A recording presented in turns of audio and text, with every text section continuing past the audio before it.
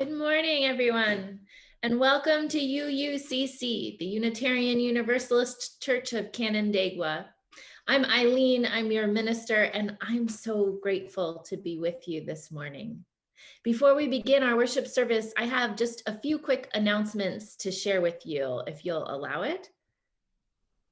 And the first is some special dates to remember coming up in June, which is coming up sooner than we would like to admit sometimes.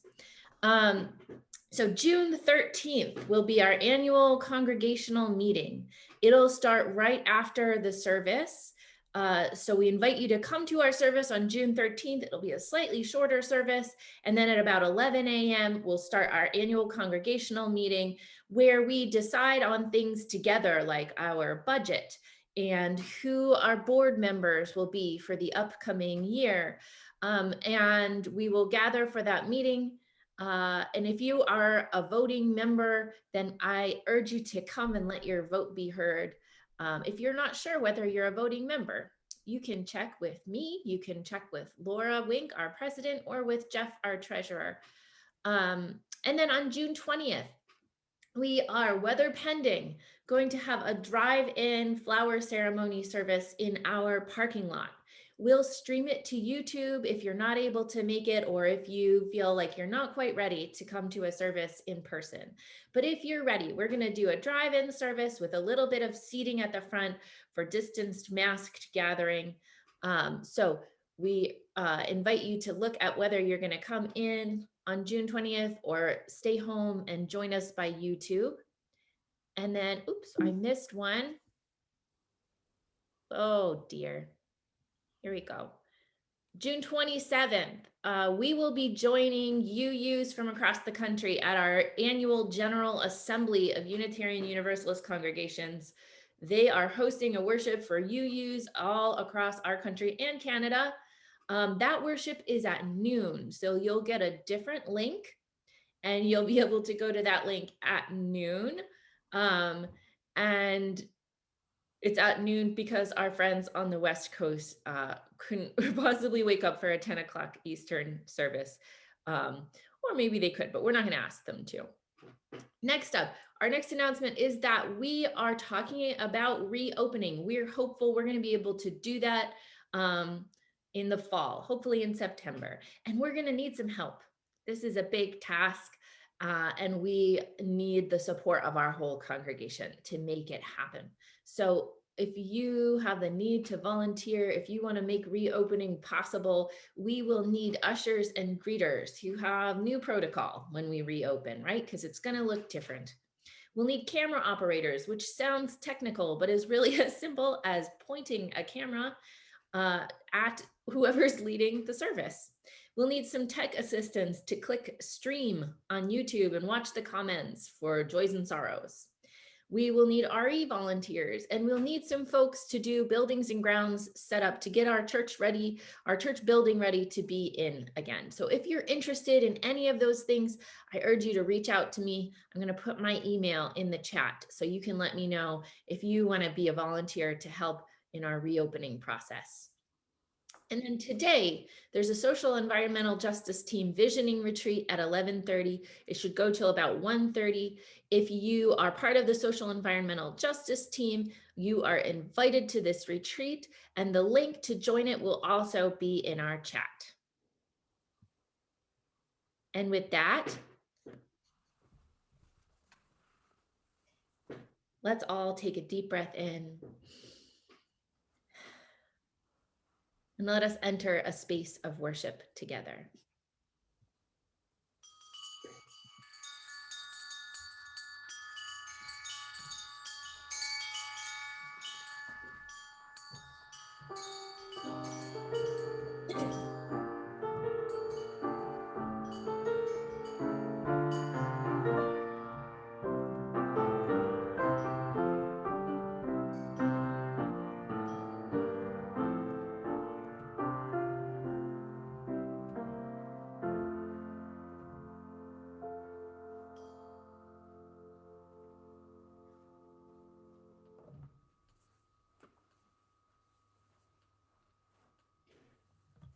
Now it's time to light our chalice. So if you have a chalice or a candle nearby, will you light it with me as we say our chalice lighting words? We gather this hour as people of faith with joys and sorrows, gifts and needs. We light this beacon of hope, sign of our quest for truth and meaning in celebration of the life we share together. So when my older child was 2, we moved several times in a row. We were on our way to our current house in Rochester and this congregation after a year at Albany UU, but we had to stay in a couple temporary places first. He, as a toddler, did not understand what was happening or why. It threw his whole steady world into chaos, and he really struggled. And once during this period of long and confusing transition, we were at my mom's house for an afternoon. And she has this bowl of smooth decorative stones on an end table. And like a grandma, she let the toddler play with them when he asked. So he took a few rocks out of the bowl and lifted them and inspected them and jiggled the bowl a little. And then he asked for some water. My mom brought water in a little cup, thinking reasonably that he was thirsty. But he set the cup on the floor, picked up a stone from the bowl, and solemnly dropped it into the cup. Suddenly, I understood what was happening. He had seen this ritual in RE and in worship probably 100 times. Do you have a joy or a sorrow to share? I asked him. Yes, he exclaimed. I felt sad when I dropped this stone because we moved and moved and I did not know my home. My heart broke a little, as you can imagine. But I also felt such gratitude for church, for the home of our church. This is why we come to church, isn't it? Because young or old, this is a place where we can lay down our heart's greatest joys and deepest sorrows. This is a community where we promise to be with one another in our celebrations and in our pain. And when we have a community like that, whether we come together in a stained glass cathedral or a little country chapel or this very Zoom meeting, wherever we gather is home. Let's sing our opening hymn together. Let this be a house of peace.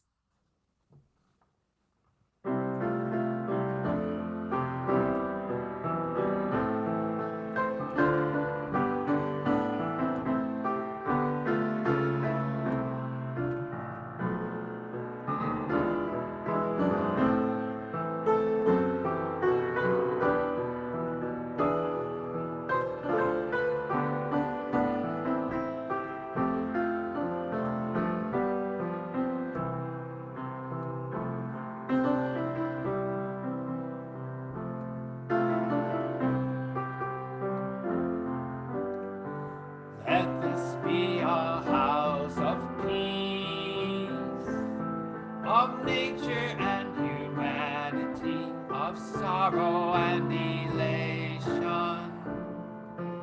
Let this be our house, a haven for the healing, an open room for question and our inspiration.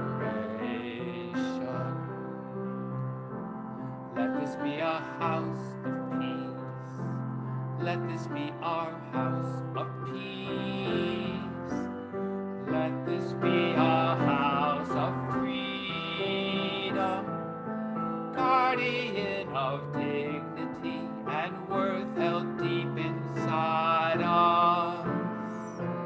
Let this be our house, a platform for the free voice, where all our sacred differences here shall not divide us. Let this be a house of peace. Let this be our house of peace. Let all in this house seek truth, where scientists and mystics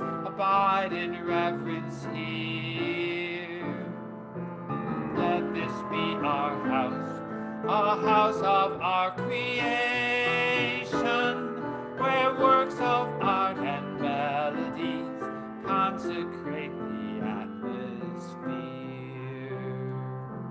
Let this be a house of peace.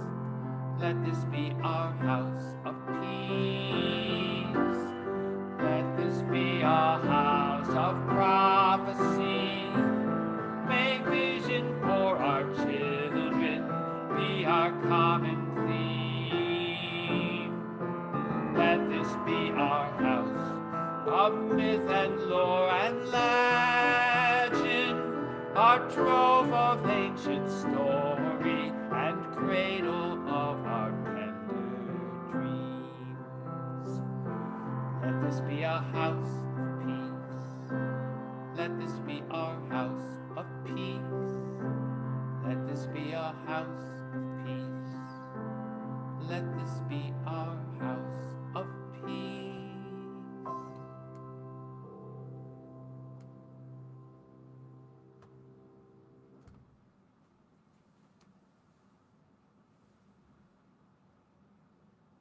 And now it is time for a story. Today's story comes from Jewish folklore, and it's the story of a young couple. They were married and they moved into a tiny little cottage on a small farm. And the cottage was so small, and they were learning to live together. So they kept bumping into each other and making noise that bothered the other one. They felt frustrated with their house. They wanted something bigger and better. They couldn't sleep while the other person was awake, and they couldn't concentrate while the other person was in their little one-room cottage. And so they went to their rabbi to seek counsel. They said, "Our house is too small. We have been praying for a bigger house, a better house. When we're in our house together, we bump into each other and we make noise and bother each other. And it feels so crowded, we think we'll lose our minds." And the rabbi said, "I know just the thing. Tonight, when you go home, bring your chickens into the house. Keep them there." And the couple thought this was odd, but they trusted their rabbi. So they went home and they brought their chickens into their little cottage. And the chickens squawked and flapped, and their feathers were everywhere. And they climbed on the tables and fluttered up onto the little cooking stove. And it was a big mess and a loud bother. And they thought to themselves, this isn't at all better. So the next day, when they woke up, they went back to their rabbi and they said, "Rabbi, last night our house seemed more crowded than ever and more bothersome than ever. And we think if we have to stay in this tiny house, we'll lose our minds." And the rabbi said, "Tonight, when you go home, bring your pig into the house." And so they went home and they brought the pig into the house. And the pig was big and clumsy, and she ran into the table and knocked it over, and she smashed the plates that were on top of the cupboard, and she cracked the frame of their little bed, and she oinked and squealed. And meanwhile, the chickens were flapping and climbing and sitting on top of the table and getting their feathers everywhere. And it was noisy and it was annoying. And they thought, surely we'll lose our minds. So the next morning, without a wink of sleep, they went back to their rabbi and they said, "Rabbi, the house is more crowded than ever. We haven't fixed a thing, and we are still dreaming and praying of a bigger, better house. What can we do?" And the rabbi said, "Tonight, when you go home, get the old milking cow from the barn and bring the cow into the house." And so they trusted their rabbi and they went home and they got the old milking cow and they brought her into the house. And with all these animals in this tiny house, the noise, well, you couldn't even imagine the level of the noise. The cow was mooing and the pig was squealing and the chickens were squawking. and the humans were going to lose their minds. Now, they didn't get any sleep at all that night with the noise and the racket, and there wasn't an inch to move about in the space. And in the morning, they marched right down to that rabbi and they said, "Rabbi, the house is more crowded than ever, and we think we'll lose our minds." And the rabbi said, "Okay, go home and put the animals back in the barn." And so they gathered up each chicken and carried them safely back into their coop. And they led the milking cow back to her barn, and they put the pig back in her stall. And they went into the cottage and they breathed a sigh of relief. And all of a sudden, that same tiny little cottage felt as spacious as a palace. And with just the two of them, they could have a conversation and hear each other and appreciate what the other person said. It didn't feel like a bother anymore. It didn't feel annoying. It didn't feel like they'd lose their minds. It felt like they were home. And this is the end of our story. And now, friends, is the time when we share our joys and sorrows with one another. This is a community where we promise to hold one another in our greatest celebrations and in our deepest pain. We say to one another, "We are with you in this." So I invite you to use the chat in our Zoom service today to lift up what are the big feelings that lay on your hearts this morning. Are there joys or sorrows to share today?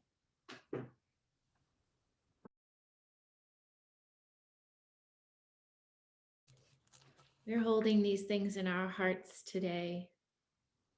Joy at baby robins and the ending of semesters and all that means, an unloading of work, children coming home, even just for a little while.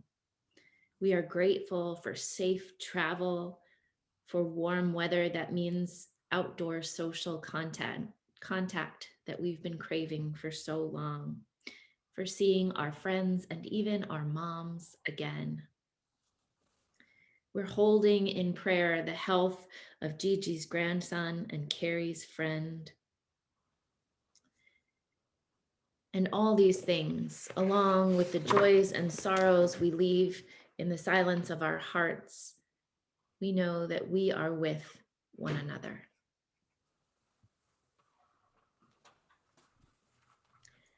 And I'd like to invite you now into the spiritual practice of generosity. It is the generosity of each and every one of you that funds the good work of this congregation. In this place, we promise one another that in the service of the values that unite us, we will recognize the inherent value of each person, foster a community of compassion and caring for all, value our diverse opinions, and engage respectfully in all interactions. And it is your generosity that makes that possible. You can give to this morning's offering by visiting our website, canandaiguauu.org/connection/donate, or by mailing a check to the church at 3024 Cooley Road in Canandaigua, or by setting up an automatic recurring plate gift with your bank. And in any of these cases, we urge you to let us know, to make a note that it's meant for this morning's offering, and that way we will share a portion of your gift with our monthly service partner. We thank you for your generosity today.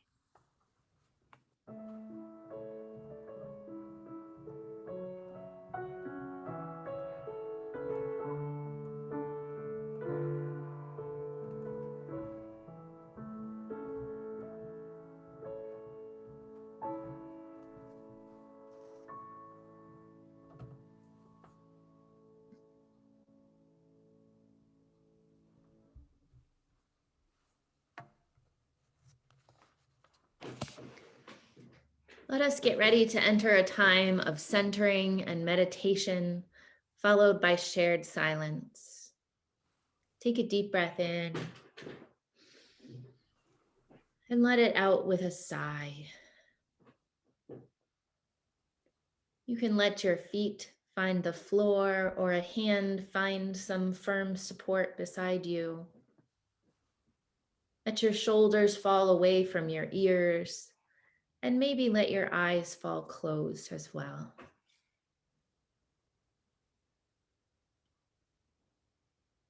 I never did hold much with gods of majesty and might, your thunderbolt hurlers and world creators, earthquakers, sky holders, purveyors of war. I cannot pray to the elite pantheon. You can keep your bright and brilliant champions of the sun. But give me the God of ordinary things, the deity who conducts the ant orchestra in its winding movements over a peony blossom, the Holy One who lives inside the space between a baby's toes. I will kneel down in reverence to the God of enough butter on warm toast and the crackle of a log in the home hearth. I will pay homage to whatever small and homely spirit sculpts the soft, slender pea shoots as they curl around the bamboo stakes in my garden. I can give no quarter in my heart to a far off sky father divine, but to she who governs the sigh in the heart of the weary worker finally in sight of home, I will pledge fealty for all the days of my life. Amen.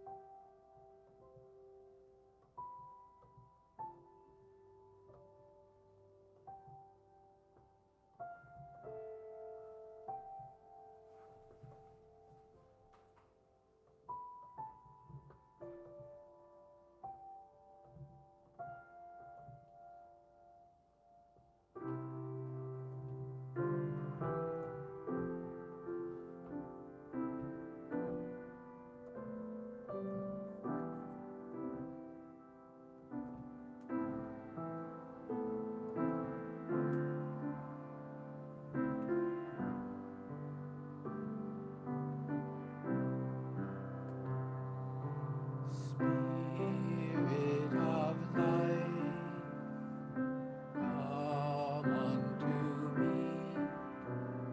Sing in my heart all the stirrings of compassion.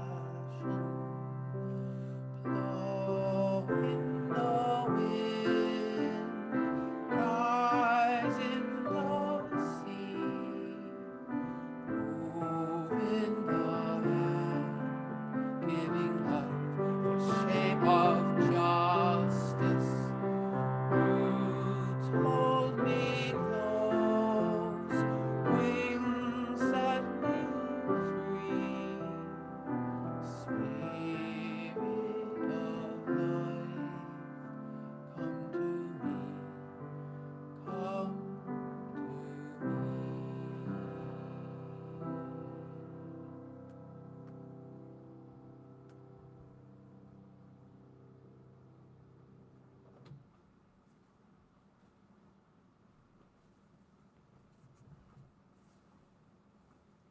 Thomas Wolfe is famous almost entirely for having written You Can't Go Home Again.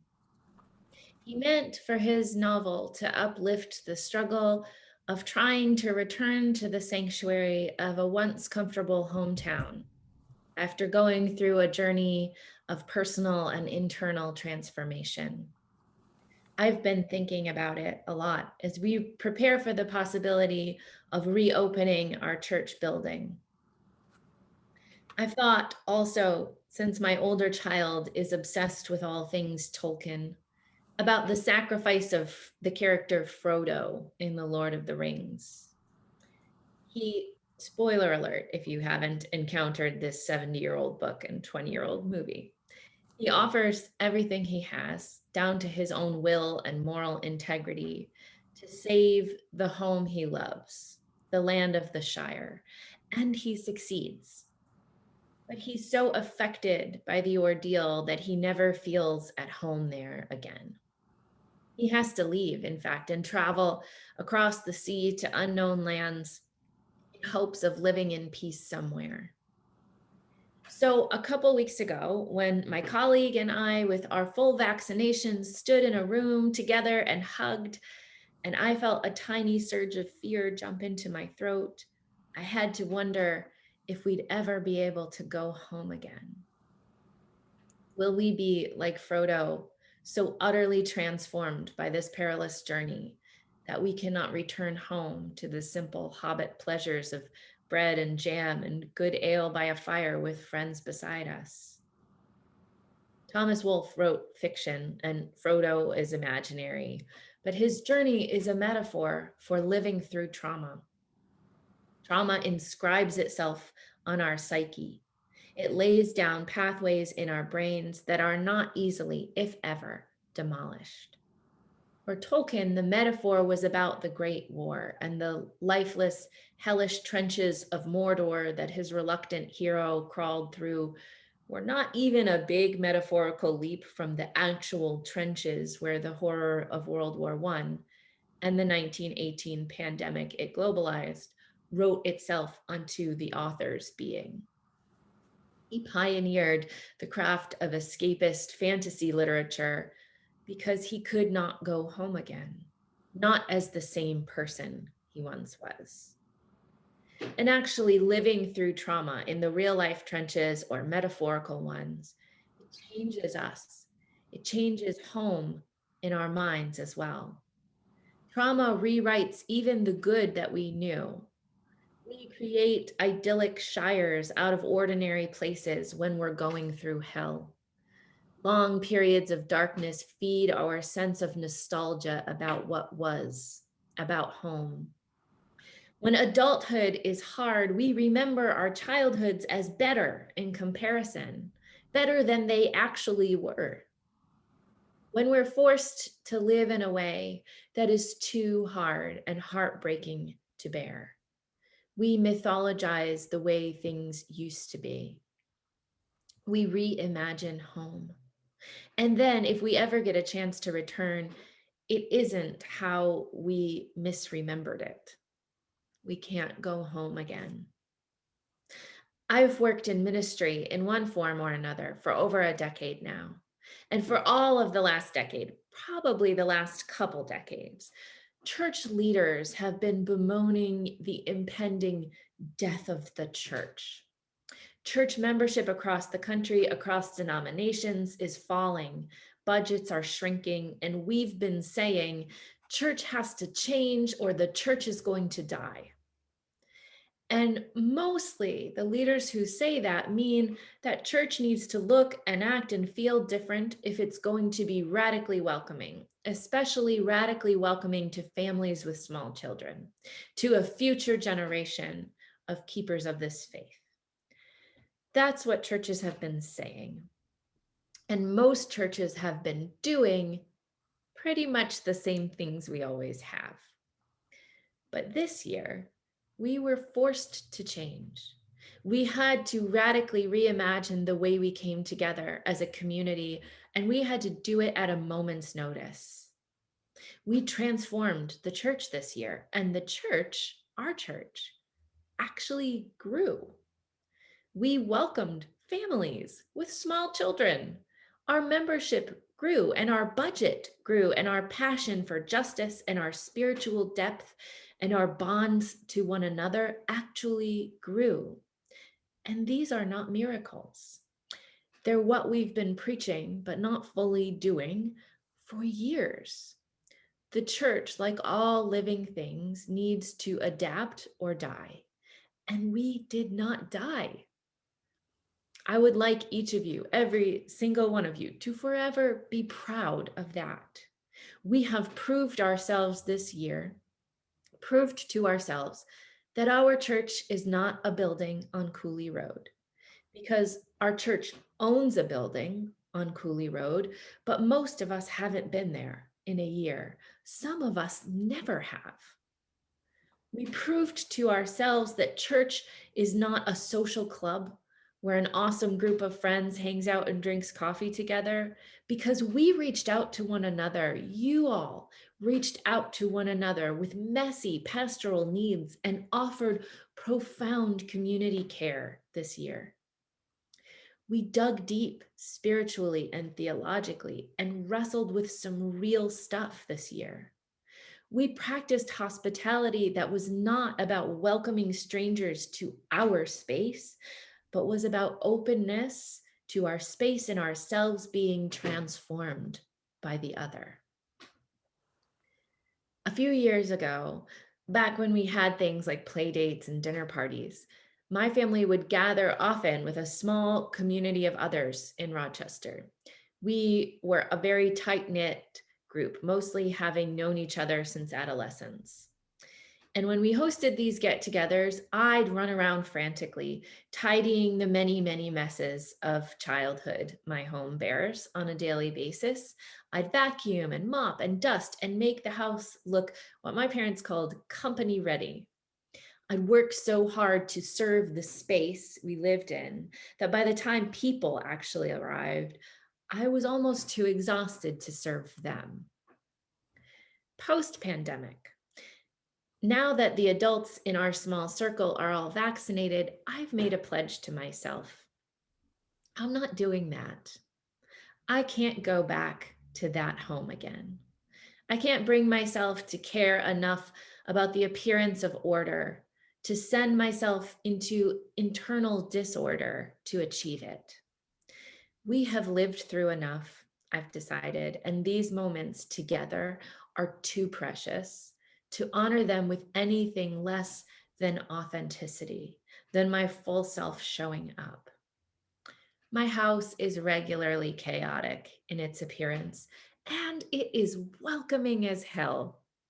There are loaves of homemade bread to share and crumbs aplenty on the counter.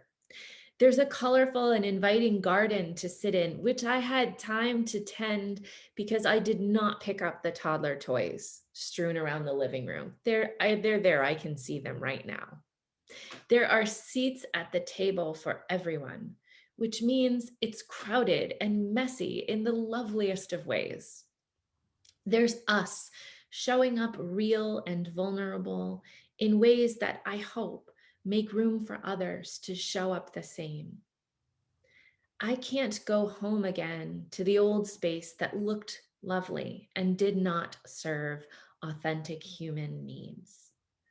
I have decided after the trenches of this pandemic that my space, my home, that the idea of home is not something that we as people have to care for, but the idea of home is something that cares for us.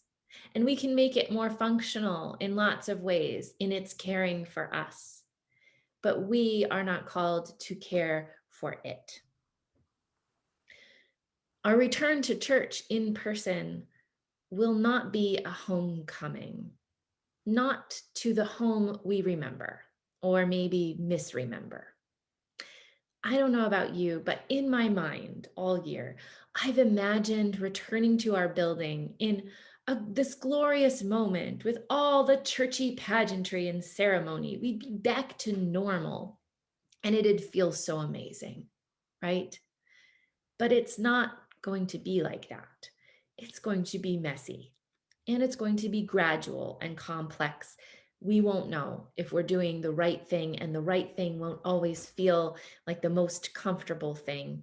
And the right thing won't be the thing we used to do or the thing we remember doing, even if it wasn't really what we used to do. We'll be learning to use our old space in new ways, ways that honor the needs of our whole community, including the strangers we've never met. We'll be moving through the space differently and sitting in different configurations and following new rules and guidelines. We'll need a lot of help from all of you as volunteers to make totally new things like signing up to come to church and streaming the service to YouTube for people who can't come to church possible. We'll need the staff to learn whole new ways of doing their jobs again. We'll learn how to be a hybrid virtual and physical church, partly gathering online and partly gathering in person, and we'll mess it up for sure. In small and big ways, we'll make messes. We can't go home again. Not, anyway, to the home we remember having as the people we remember being. We aren't those people anymore. But we can continue to be part of the work of a community that builds home wherever we are. A community that knows that a messy table where everyone is safe and welcome and real is so much more delightful than a neat and orderly and predictable one. We knew we had to change the way that home felt. We had to change church or lose it. We've been saying it for decades. And the good news is we are doing that. We are. When the scandal of rampant abuse in the Catholic Church broke almost 20 years ago, everyone in the church world of all denominations scrambled to create safer spaces to protect our children from predators. And the principle behind doing that, still today, behind safe congregations, is that we can't know which individuals are trustworthy, reliable, or safe. So we create structures that are. We put windows in the doors of classrooms or remove the doors. We put two adults together to supervise children because we can't know who is trustworthy, reliable, or safe. But we can know that an environment is, a policy is, the framework of our community is. When we practice the enthusiastic consent that OWL teaches us as a community by asking for permission and waiting for an enthusiastic yes before engaging with another person in any encounters, not just sexual encounters, we create a structure that is trustworthy, reliable, and safe because we can't know which individuals are trustworthy, reliable, and safe.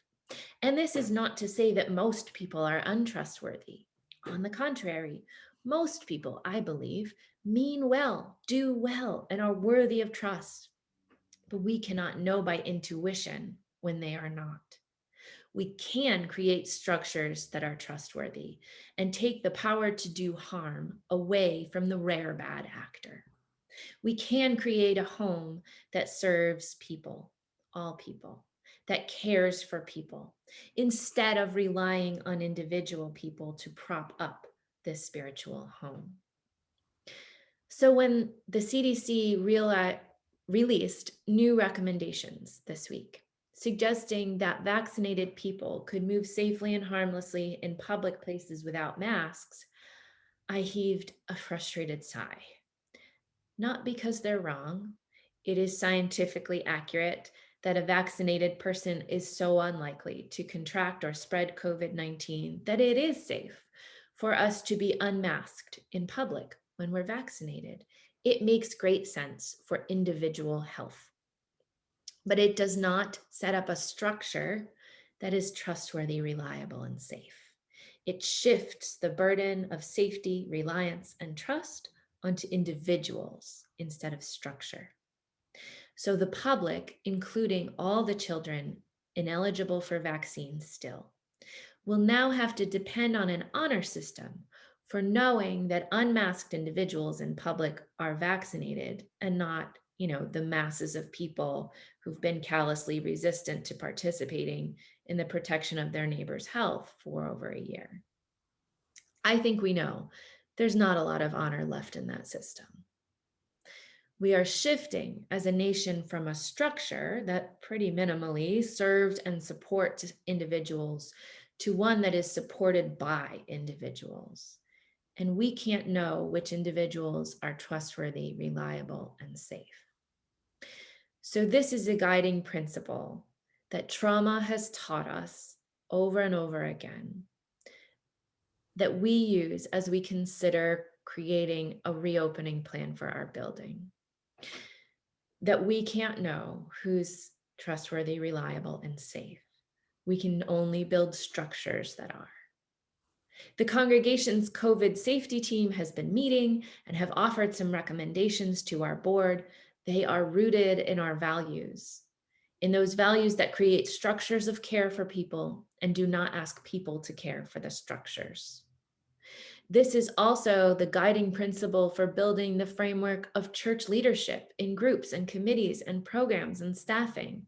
Not that no one is trustworthy, but that if we create structures that are trustworthy, reliable, and safe, the capacity for any individual to do harm, purposely or accidentally, is greatly reduced. We are building a church home where the structures of community serve and support the people, and not where the people serve and support the structure. Because if a few dedicated individuals are holding up the framework of a church, their arms are going to get really tired. But when we shift what home means because of what we've learned in the trenches of trauma, like I did with my messy house, then this spiritual home can be a place that cares for everyone who experiences it, instead of a burden for us to care for. That burdensome home, we can't go back there again. We are changed. The pandemic has sharply honed our understanding of what really matters. And our spiritual home is changed too. It isn't what we misremembered it being, but we are welcome, all of us, at the life-giving and messy table of a home that cares for us. May it always be so. Amen.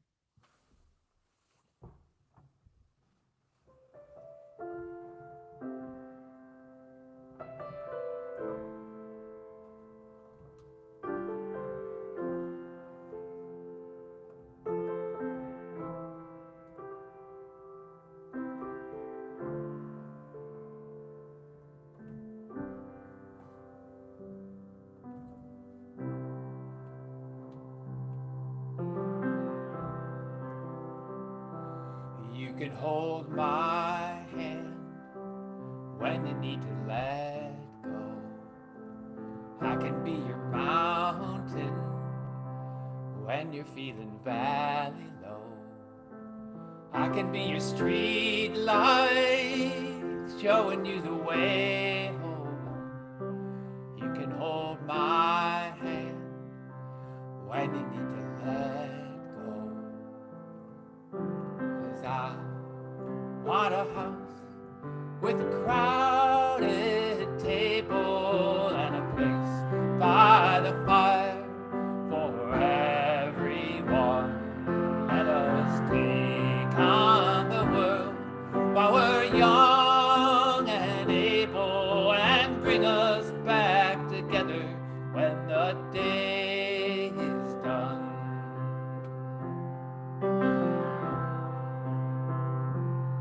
If you want a garden, we're gonna have to sow the seed. Plant a little happiness, let the roots run deep. If it's love that we give, then it's love that we reap. If we want a garden, we're gonna have to sow the seed.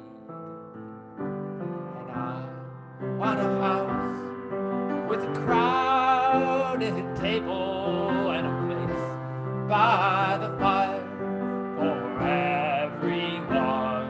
Let us take on the world while we're young and able, and bring us back together when the day is done.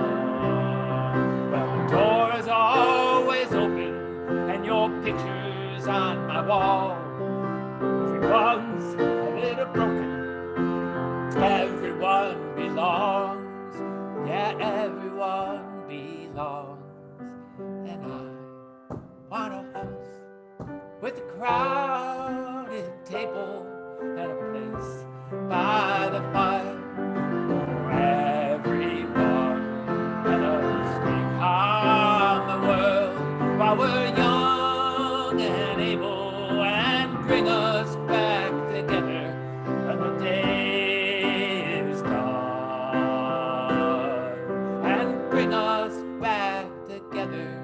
when the day is done.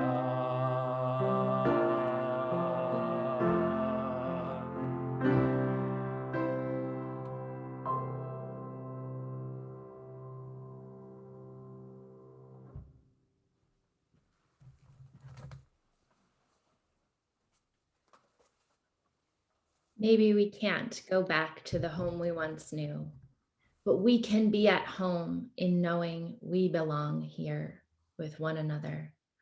All our messes and our majesty, our joys and our sorrows are welcome in this home. I invite you to join me in singing our closing hymn, May Nothing Evil Cross This Door.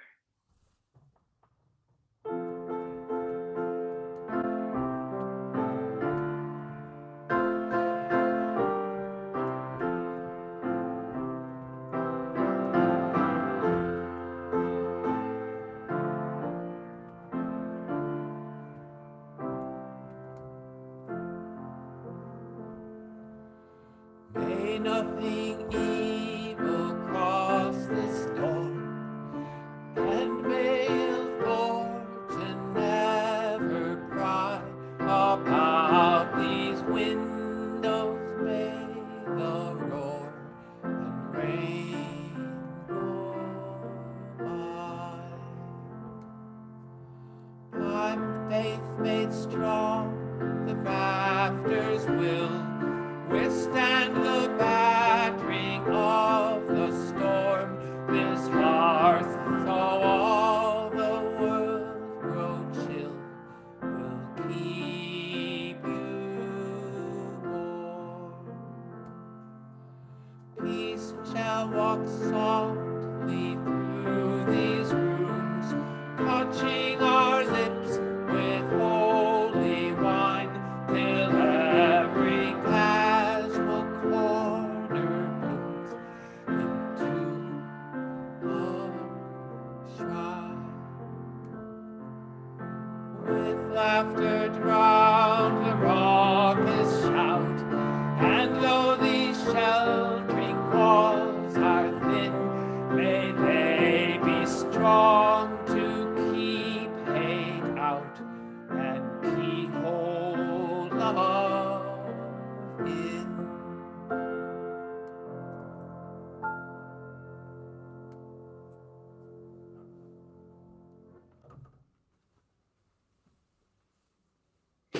Let's extinguish our chalice together. And I invite you in probably the upper right corner of your screen to put yourself in gallery view and look at one another, these faces that are our home as we do. We extinguish this flame, but not the light of truth, the warmth of community, or the fire of commitment. These we carry in our hearts until we are together again. Amen. Thank you for being together today.